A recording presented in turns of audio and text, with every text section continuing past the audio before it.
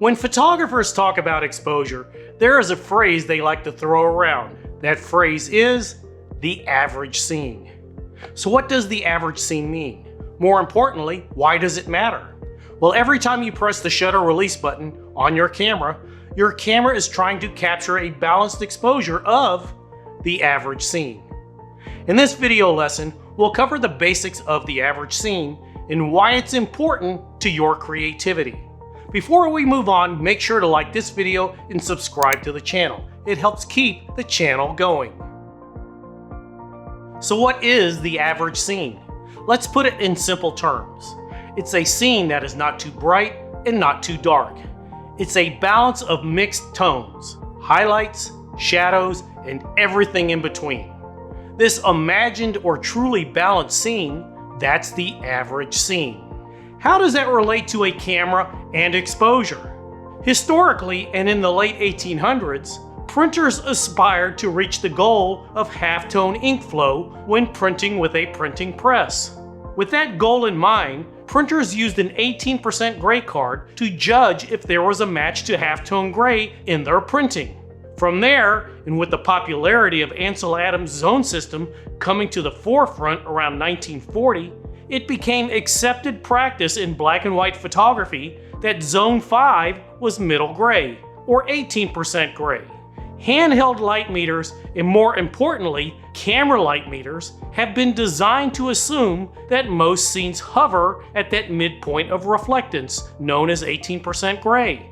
From there, the light meter in your camera is trying to present an image that is neutral or middle gray, one that is 18% reflectance. Most of all, it's trying to balance it at 18% reflectance, whether we want it to or not. Again, why 18% gray?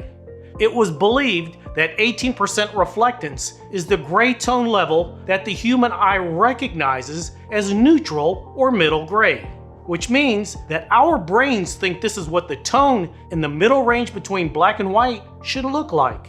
Unfortunately, 18% is not necessarily what a color scene reflects, or what our eyes see and brain records. Green grass, red cars, deep blue skies, and human faces of all different shades, they absorb and reflect different amounts of light. Therefore, the pigments of light and colors our subjects absorb, it then reflects them at different brightness values. This holds true whether we're capturing an image in color or black and white. So this theory of unbalanced light absorption and unbalanced reflectance doesn't necessarily agree with the whole 18% gray thought process. Camera and light meter manufacturers know this and have adjusted to the science. Many of today's modern light meters are set to or near 12.5%, which is considered more realistic for the average scene. In the end, any experienced photographer will attest that not many scenes they encounter are average, unless they have total control over the scene and lighting. Next up in basic photography, Module 20, the light meter.